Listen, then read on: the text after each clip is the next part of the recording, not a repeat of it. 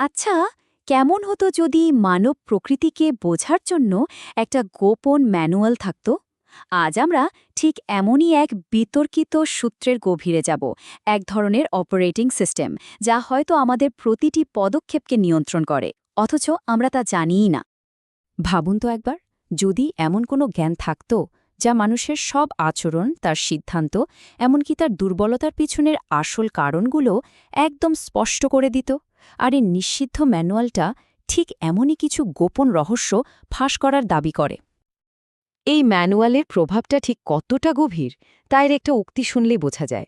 বলা হচ্ছে এটা এমন এক জ্ঞান যারা জীবনকে দুটো ভাগে ভাগ করে দেয়, এটা জানার আগের সময় আর এটা জানার পরের সময়। একবার এই সত্যগুলো জেনে গেলে পৃথিবীকে আগের মতো করে দেখাটা প্রায় অসম্ভব হয়ে পড়ে। তাহলে চলুন এই ম্যানুয়ালের প্রথম আর সম্ভবত সবচেয়ে বিধ্বংসী নীতিটা দেখা যাক। সেটা হলো আবেগই সবসময় যুক্তির ওপরে থাকে। এই একটা ধারণাই কিন্তু মানুষের সিদ্ধান্ত নেওয়ার প্রক্রিয়া নিয়ে আমাদের এতদিনের বিশ্বাসকে ভেঙে চুরমার করে দিতে পারে। আমরা তো নিজেদের খুব যুক্তিবাদী ভাবতে ভালোবাসি, তাই না? কিন্তু এই ম্যানুয়াল বলছে এটা একটা মস্ত বড় ভুল। আসল সত্যিটা হলো আমাদের চালায় আমাদের আবেগ। মানুষ আসলে সত্য খোঁজে না, তারা খোঁজে মানসিক আরাম। আর যখনই কোনো যুক্তির সাথে আমাদের ইচ্ছার সংঘাত হয়, যুক্তি সেখানে হেরেই যায়। বহু শতাব্দী আগের এই উক্তিটা কি দারুণভাবে দেখিয়ে দেয়, তাই না? যে আসল সত্যের চেয়েও বাহ্যিক রূপ আর অনুভূতি কতটা শক্তিশালী। মানুষ সেটাই বিশ্বাস করতে ভালোবাসে যা তাদের ভালো অনুভব করায়, সেটা সত্যি হোক বা মিথ্যে। রাজনীতি থেকে শুরু করে বিশাল বিশাল কর্পোরেশন, সবাই কিন্তু এই একই নীতি ব্যবহার করে। তারা যুক্তির পথে না হেঁটে সরাসরি আমাদের ভয়, আশা আর আকাঙ্ক্ষার মতো গভীর অনুভূতিগুলোকে টার্গেট করে। আর এটাই তাদের সাফল্যের আসল চাবিকাঠি। যুক্তি আর আবেগের ক্ষমতার পার্থক্য নিয়ে লেখকেরই উপসংহারটা কিন্তু বেশ কঠিন। এর মানে দাঁড়াচ্ছে, মানুষকে প্রভাবিত করার আসল ক্ষমতা তথ্যের মধ্যে নেই, বরং তাদের অনুভূতি নিয়ন্ত্রণের মধ্যেই লুকিয়ে আছে। যে অনুভূতিকে শাসন করতে পারে সেই আসলে রাজা।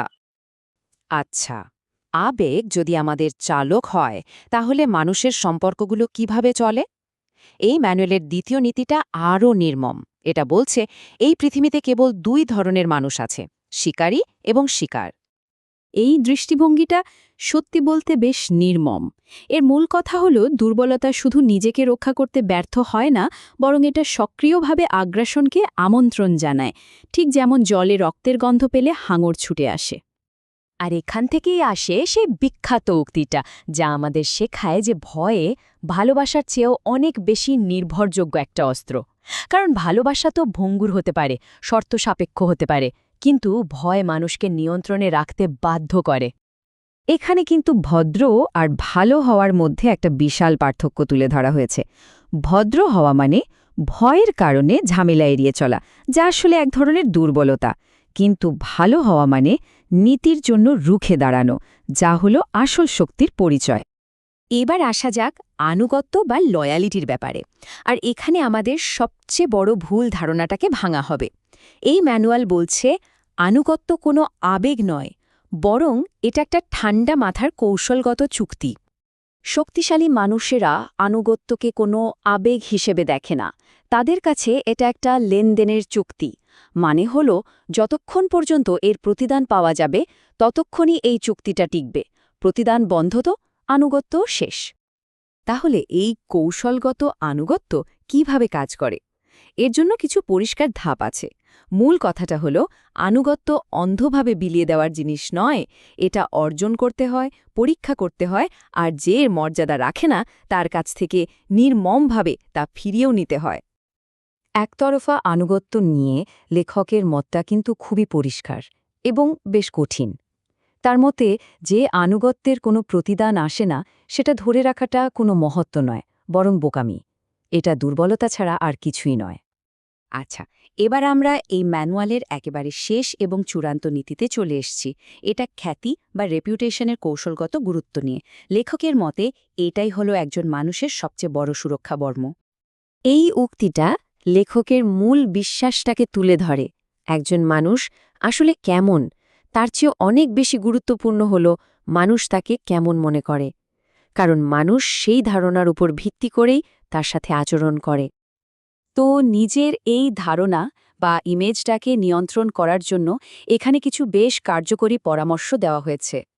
এর মূল লক্ষ্য হল নিজেকে এমনভাবে তুলে ধরা যাতে মানুষ যোগ্য, মূল্যবান এবং শক্তিশালী হিসেবে দেখতে বাধ্য হয়, যা হয়তো আসল পরিচয়কেও ছাপিয়ে যায়। খ্যাতির গুরুত্বটার এখানেই চূড়ান্ত।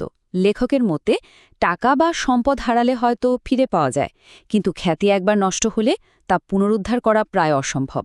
আর খ্যাতি ছাড়া ক্ষমতা টিকিয়ে রাখাও যায় না।